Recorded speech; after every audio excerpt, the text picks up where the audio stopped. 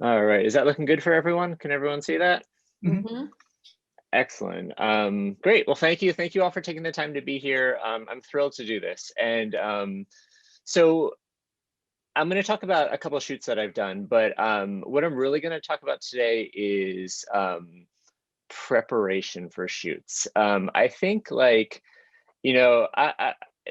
back up a little bit, early on in my career, I was someone who would like show up at a photo shoot, walk around, say, all right, we'll put some lights there, we'll do this, we'll hit it, and we'll just, just wing it. And I like doing that. And it was successful enough of the times that it was like worth doing. Like it wasn't worth doing anything else. And as my career went on and I started to get some more high profile shoots and was given less time, at some point this process became like sort of exposed for what it was, which, looking back was like kind of like ill prepared and unprofessional. And, I started to sort of question how I work, at some point, like, we're here because we're all fairly competent photographers, right? Like we know how to work our cameras, our lights, our setups, we can evaluate situations, we can make good photos. But there's a whole process that happens before you take a photo that I found really interesting and that I started to think about a little more. Um, so as I'm sure you guys have all dealt with, if you work around here, you're used to, not being given a lot of time, right? Like you do these shoots and you're kind of rush, rush, rush, rush, rush. And for a really long time, this was like a huge source of frustration for me. I felt like I was just getting started with someone, just making a connection. And then like their aide is tapping you on the shoulder saying, out of here, we're done. That's the end of it. And like, what I realized is that like, and I still get frustrated, but I realize like, okay, let's focus on the things here I can control, right? Like I can't control for the most part how much time I have with the subject. I can control everything that leads up to that moment, all the planning I do, all the preparation, all that good stuff. And that's what I really want to zero in on. So to that end, I think like in the restaurant world, they have this really great framework for thinking about this. There's this French phrase, which I'm probably going to butcher, but it's essentially mise en place, which means everything in its place. And the basic idea is like, if you're a line cook at a restaurant, before your shift starts, you want to make sure your prep station is clean, your knives are sharpened, your vegetables are chopped, you have your spices at the ready. And basically you're doing all of this to sort of eliminate surprises, to, minimize excess movement, and to really just focus on the important stuff.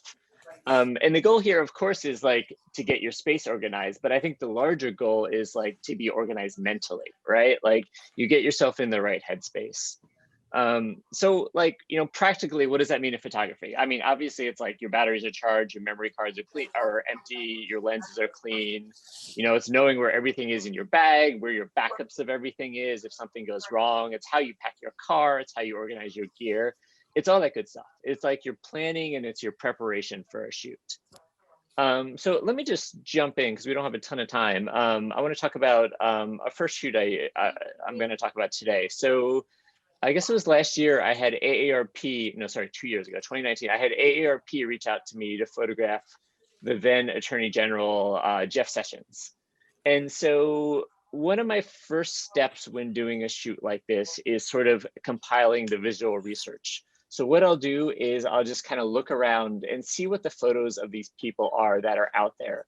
I'll watch videos of them on YouTube. I'll get a sense of their gestures, their expressions. Basically, I want to create this like photo inventory of this person's physical presence. So I just kind of have that in the back of my mind. And what I realize is it's really like it's really helpful when you're with someone to be like, oh, I saw you do that thing where you like put your hands like this when you talk. Like, can you do that for me? And it's like way less weird to ask them to do something if you can like reference that they've already done that, right? Like you're not asking them to like stand on their desk or something. So it gives a really good starting point, and it starts to open up the possibilities of like what we can accomplish at one of these shoots. So I use this website called Nice. It's Nice with 3 I's. And I have all sorts of boards here that I find is really helpful. Like I have one for like posing, where I just have this, like, whenever I see what I think is a nice pose, I just throw it in there. And it just kind of, again, builds up that encyclopedia of like choices I can draw on. When I photographed Bernie Sanders, I got really obsessed with these like vintage campaign posters. So, and I wanted to do something like that. So I had one for campaign posters. So anyway, back to sessions. Like the magazine had a really specific idea about the photo they wanted. Pretty clean, pretty evenly lit, but they were also like, if you want to do something else, like go for it. Like you get this done and then go do your own thing. So that of course is like music to my ears. You know, it's a gift when they say things like that. So I started sketching things out. I keep this little shoot notebook. I have it right here, and it's just filled with like little printouts I make. I have a little color printer here, and I just print out things I like, and then I start like sketching out lights here. If you can see kind of in the upper right, I wrote like O'Keefe. There's this guy, James O'Keefe, who I had photographed, who I wanted to sort of mimic the lighting of. And if you can interpret my chicken scratch here, it's like basically I have like a gridded octa coming from the right and then a strip kind of sweeping the side of his face on the left. And so I mapped this out. I mean, none of this stuff is ever set in stone, but like, if I'm not coming to a shoot with a plan, I think I'm not doing my job well. And especially when I don't have a lot of time, like there's a certain, like, I need to have done something, right? And I'm not going to just put them by a window and use the light. Like I want to do something that sort of has my stamp on it. And that's, really important to me. Like I have a way of shooting and I want to continue doing that. I want it to continue moving forward, but I also want to make sure that this looks like a photo that I took. And so by doing all this, on the day of the shoot, it's one less decision to make, right? Like, shooting at the DOJ, it's a pain in the ass. You have to get through security. All your gear needs to go through one at a time. Sometimes it needs to be hand examined. So it's like, you want to make as few choices on that day as possible and make that day as much about the shoot and that moment as you can. And all these, lighting choices I make, I'm always thinking about, what am I going to do to this image in Photoshop later when I open it up?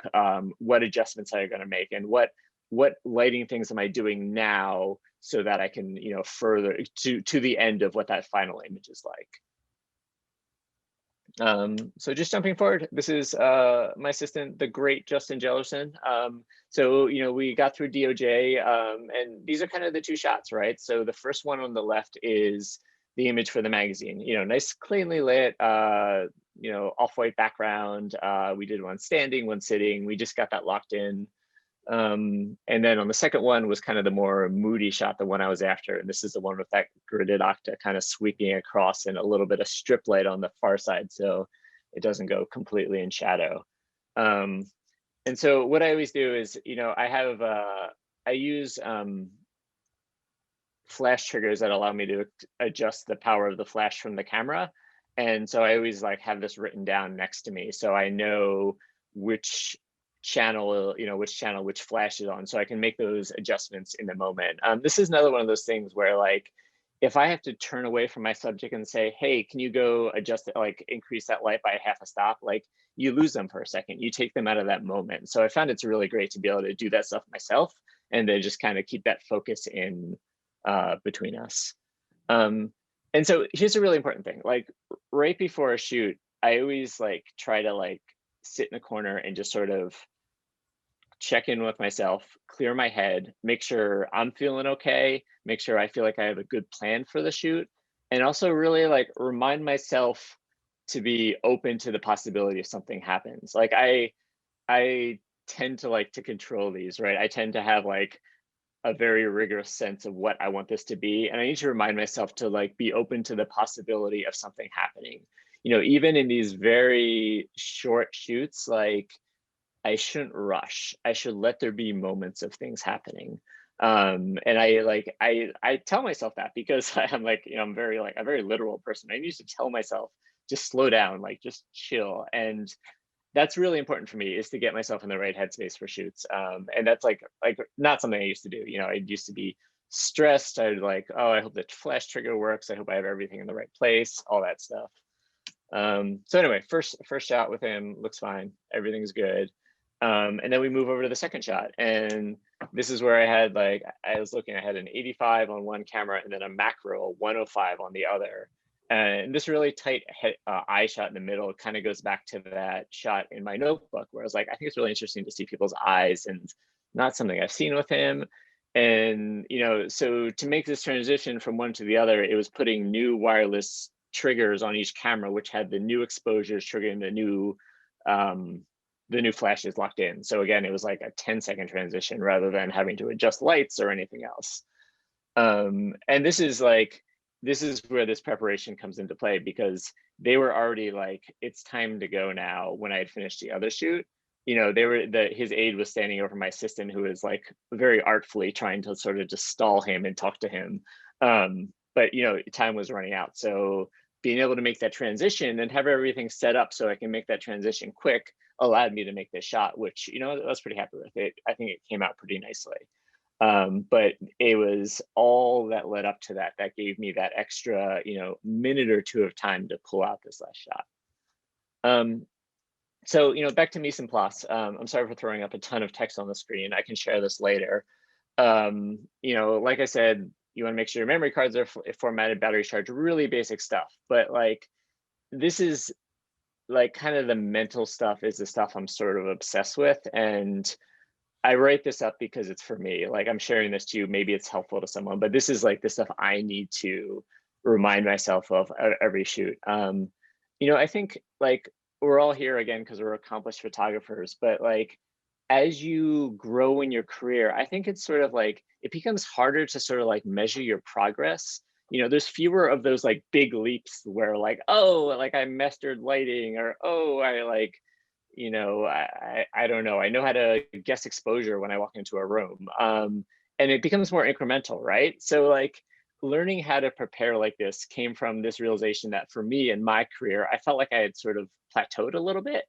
And I didn't like the feeling of it. And I also was like, what do I need to do better? And that was where, that's where all this comes from, is sort of that realization that like, this is something I don't do well. Like some of the stuff I'm okay with, but here is like, this is what I zeroed in on, that I think is important. And I think, in talking to other photographers, I think it's really important too. So I want to move to this other shoot I did. It was with the head of the CDC, Dr. Redfield, down in Atlanta at the CDC headquarters. And this was one of those shoots where we were given a location and a time to be there and nothing else. They wouldn't send us photos of the space. They wouldn't tell us what they were thinking. They didn't have time for a phone call. And as I'm sure you guys have run into, when you have like maybe like a non-visual person who is in charge of reserving a space for a photographer, they sometimes give you like a hallway by an elevator, and they're like, oh, it had a window. This is what we were thinking. And this is what you run into. And this is where like that preparation and sort of that right headspace really makes sense. Like you go into discovery mode, right? Like you try to like exhaust the list of places they can show you. You open doorways, you see stairwells, you ask to see if there's any empty offices. And like, I always try to get like the escort, like on my side. Like I want to explain to them why something works or doesn't work. I want to sort of like reset the constraints that they've imposed on the shoot, but I also want them along for that. And I want to convince them, like really that it's in all our best interests to do this, right? And I think there was a time when I would have like shown up at a shoot like this, and you would just be like, all right, I'll make the best of it. I'll make a shot like this, which is fine, no worries. But like it's just fine. And like as I'd written in my little mise en place thing at the end, number 10 is like, I always think this, like, this might be the last time you ever photograph this person, the last time you are ever together. So like, you don't want to make excuses. You don't want to necessarily accept things as they are. It's worth pushing. Yeah, I think of like someone much smarter than me said something like the most successful people are the people willing to have the most number of uncomfortable conversations.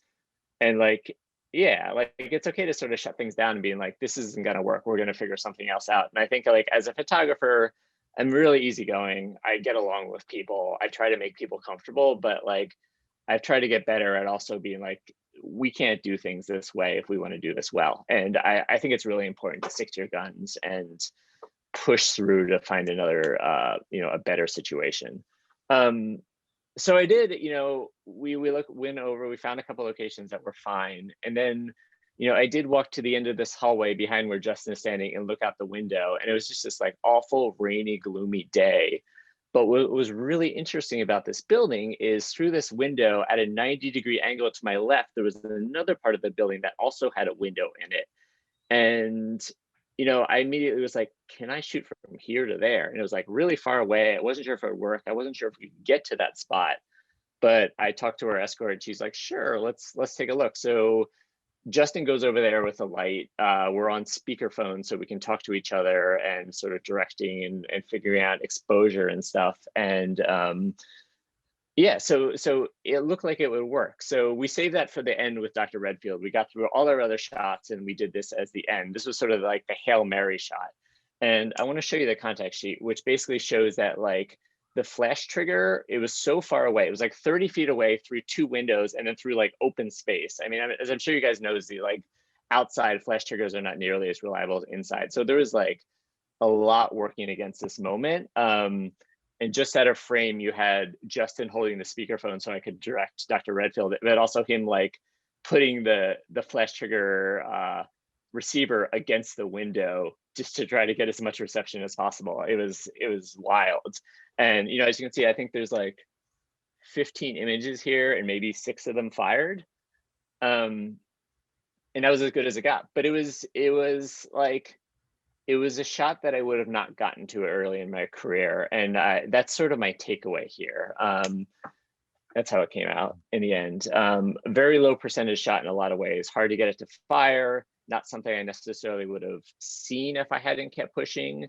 And I guess my point is not so much that like there is this amazing opportunity at every shoot, but it's more like, if you're not trying this stuff, if you're not taking these risks in these shoots, I think like you're doing the work a little bit of a disservice, right? Like, and again, I'm saying this as much to myself as anyone else, because there were times when I would settle, there's times when I would just make do with what was there. But in the end, we made this and it was great and I was happy and we all went home really, really happy. So, that's I have 2 points. My first point is, take these opportunities, make them work. And the second point, I guess, is look through the damn window.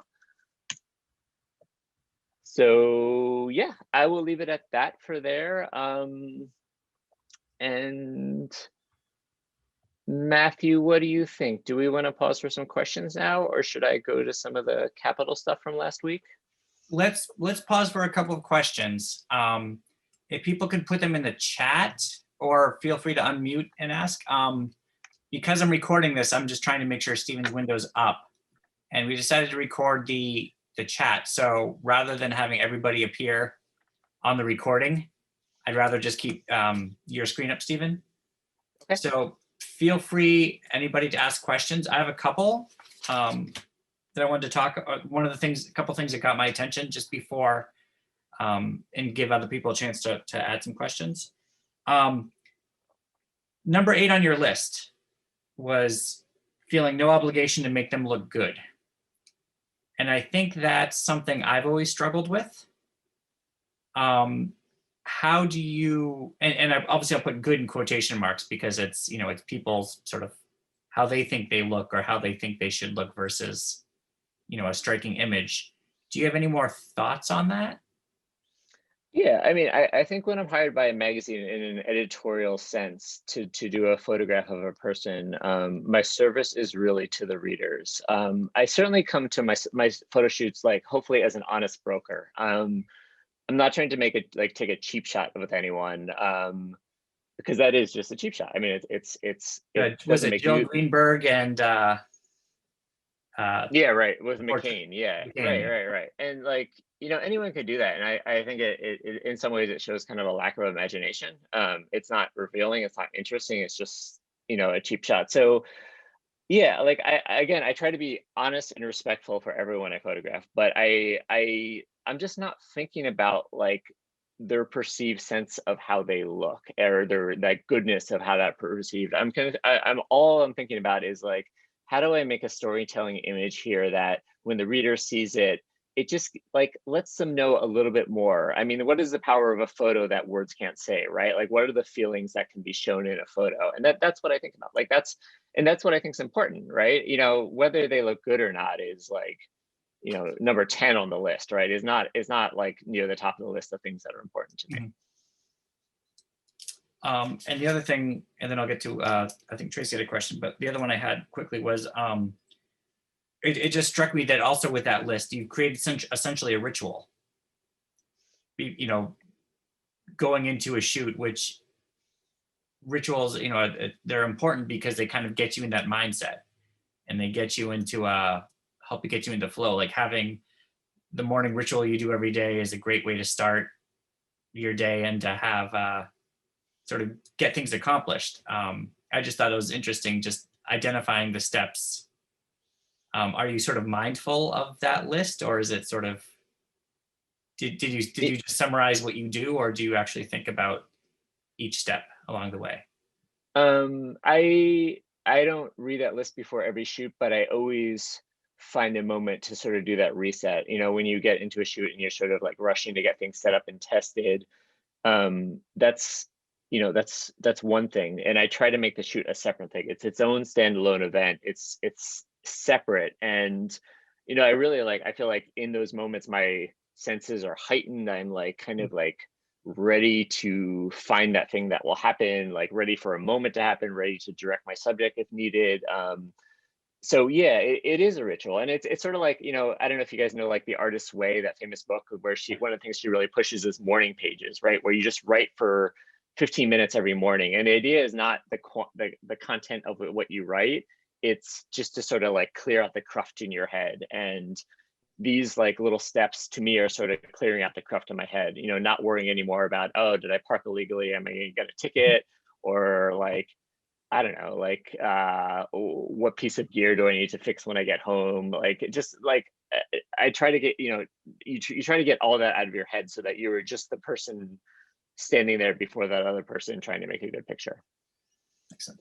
And so one of the, Tracy had a question.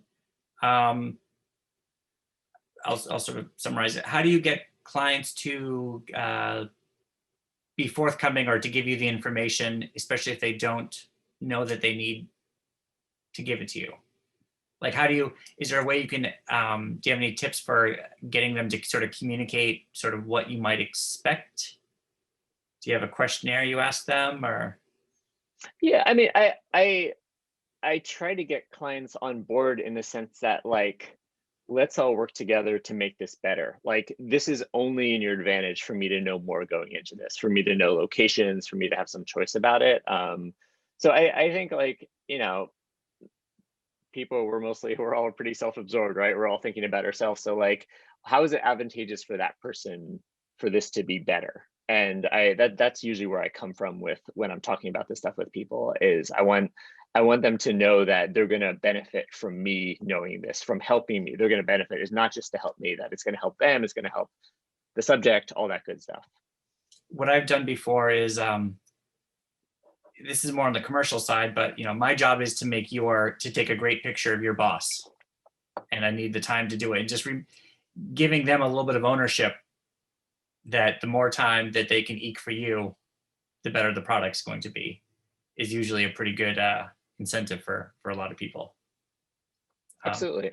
And sometimes it takes more. I mean, sometimes you really have to like, be like, oh, we had someone come in here and it was like, they were in and out in like 3 minutes, and you have to explain why that's not a good idea. Or, as I've alluded to before, you have to sometimes just accept it and grit your teeth and keep at it. Does anybody else have any other questions about the process?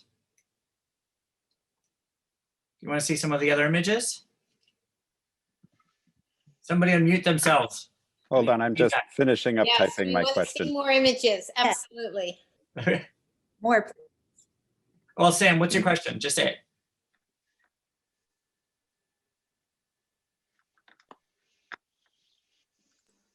it. So basically, I just finished hitting enter, but I really love your presentation. Thank you.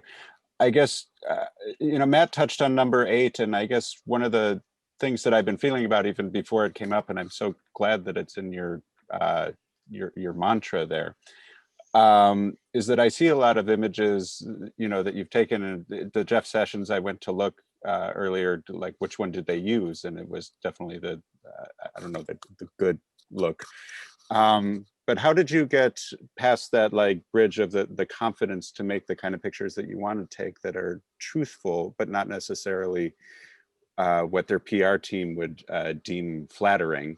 And how do you manage those expectations and repercussions, I guess? Yeah, I mean, it really depends on the client and if you have the client on your side. I mean, in this case, you know, you can see I kind of had it both ways, right? I made the safe image and I made the harder image. But you know, I'm a freelance photographer who's working for myself, and I'm not going to be successful if I do like the safe image every time, you know. And I think like you take the risk because the payoff is that you differentiate yourself and you become someone who's hired to take those risks. And again, like, you know, freelance photography can be a hustle, you know, sometimes more than I like it to be. It's never like a sure thing. And there, you know, it feels like it feels like it's a safe choice to just to make this safe shot, but I think it's actually not. I think you're actually like decreasing your chances of getting hired again if you just make the safe shots. What feels safe, you know, what there's, you know, they call it like sort of like your lizard brain, right? The part of you that doesn't want to take risks, that just wants to survive. Like that was good when we were all like, you know, 60,000 years ago when we were Neanderthals. But like we need to like confront that part of us, and we need to continue to take risks in order to succeed in this business. I really believe that like being safe is actually not that safe and is actually not that good for your career. We have another question.